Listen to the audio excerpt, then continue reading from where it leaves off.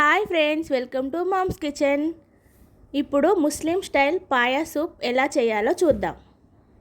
నేను 1/2 kg పాయా తీసుకున్నాను. ఇప్పుడు కొద్దిగా సాల్ట్, పసుపు వేసుకొని 2-3 సార్లు శుభ్రంగా కడుక్కొని పెట్టుకోవాలి.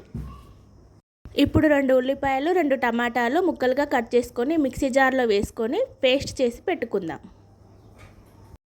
ఇప్పుడు స్టవ్ ఆన్ చేసుకొని కుక్కర్ పెట్టుకొని ఆయిల్ వేసుకొని అందులో 2 లవంగాలు, ఇలాచి, దాల్చిన చెక్క వేసుకొని ముందుగా రెడీ చేసి పెట్టుకున్న టమాటా పేస్ట్ వేసుకొని ఆయిల్ పైకి వచ్చేంత వరకు కలుపుకోవాలి.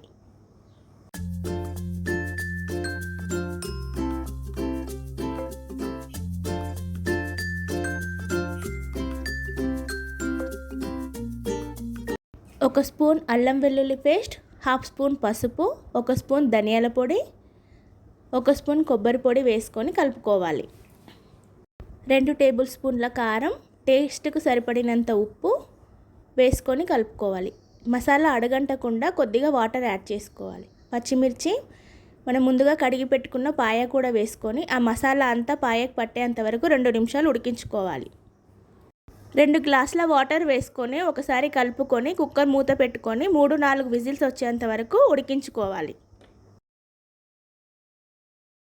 కుక్కర్లో నుంచి విజిల్స్ అన్నీ వెళ్ళిపోయిన తర్వాత మూత తీసుకొని 1 స్పూన్ గరం మసాలా, కొద్దిగా కొత్తిమీర వేసుకొని కలుపుకోవాలి.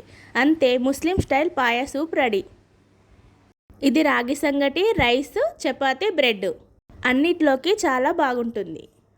ఈ పాయా సూపు వారానికి ఒకసారి చేసుకొని తినడం వల్ల బోన్స్ వీక్ ఉన్న వారికి కాల్షియం బాగా అందుతుంది. Like, share and subscribe.